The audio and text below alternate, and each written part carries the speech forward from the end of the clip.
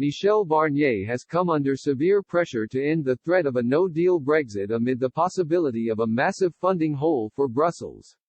Analysts have concluded the euro area could see a loss of €33 billion, £30 billion, if the UK leaves without a deal. Amid the increased concern on the continent, analysts at Allianz have predicted Germany could be the biggest loser of a hard Brexit with a calculated €8.2 billion, £7.5 billion, loss. Anna Boda, an analyst at Allianz, wrote, the worst hit would be Germany €8.2 billion, the Netherlands €4.8 billion, and France €3.6 billion. We expect a free trade agreement of the CETA++ type, on which an agreement will be reached by mid-November. Ms. Boda also claimed there is a 45% chance of a hard Brexit, which could have even worse consequences for the EU. The analysts also could not completely rule out an extension to the transition period, while also predicting the implementation of any deal to occur in the middle of next year. Coupled with the huge impact of the coronavirus pandemic, it has become increasingly important for both sides to sign a free trade agreement.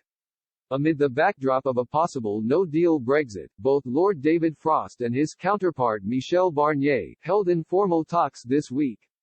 Following the Boris Johnson's warning of a no-deal Brexit after the EU summit, Brussels has agreed to intensify talks. After talks with Lord Frost, Mr. Barnier said today, my message, we should be making the most out of the little time left. Our door remains open. With time running out on a deal, German Chancellor Angela Merkel has urged both sides to make compromises in order for a deal to be agreed. During a press conference last week, she also insisted the EU would be willing to negotiate despite Mr. Johnson's warnings.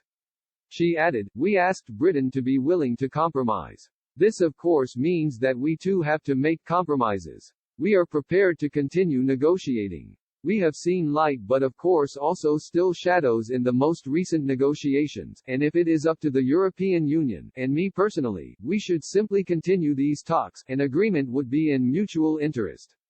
Amid the pressure to agree a deal, the government was delivered a blow for its hopes of passing the UK Internal Market Bill today.